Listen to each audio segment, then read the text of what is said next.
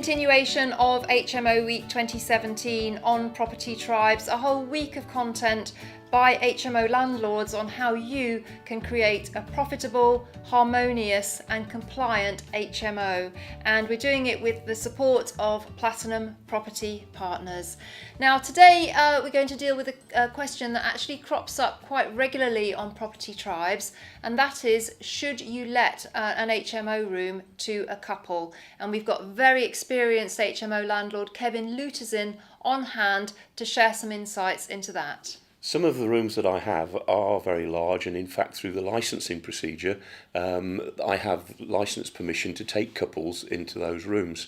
However, I have found that it does change the dynamics, and they do tend to be almost a separate unit, and that doesn't work particularly well. So in the early days, not a huge number, but I think I probably rented to probably 3 or 4 couples, and each time it wasn't greatly successful, so I do avoid that now, and single room, single person.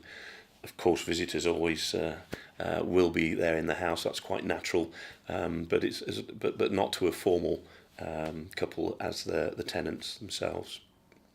So visits are quite normal in life, I guess, and partners will come, and the age group that we are looking at, that sort of social activity is perfectly normal. So written into the contract, certainly we do have a requirement for a low number of visits, but the way we manage that tends to be fairly informal again.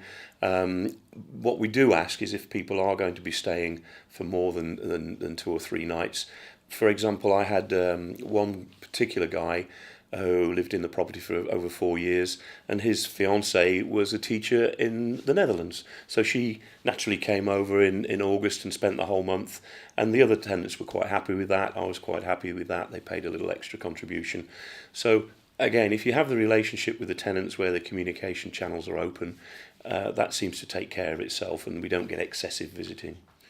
Most of my rooms, the vast majority of my rooms are considered double, and we put a standard British 4-foot 6-inch bed in there. I know IKEA do different size mattresses.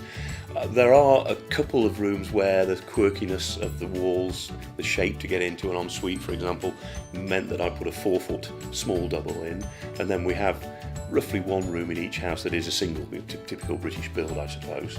But the standard bed size seems to work fine at 4'6", leaving sufficient space for living and other furniture and so on.